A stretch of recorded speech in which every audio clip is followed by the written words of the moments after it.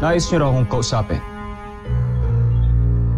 May nakita kaming sasakyang panghimpapawid na dumating at pumasok sa kampo ng mga kalaban.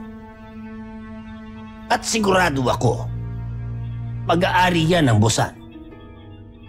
May alam ba kayo tungkol dito, Jomfre?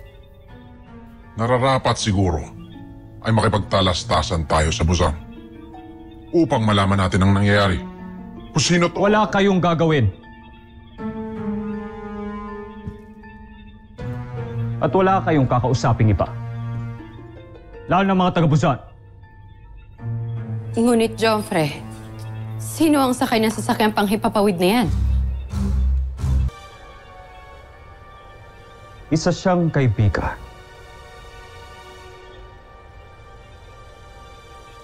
Kaibigan?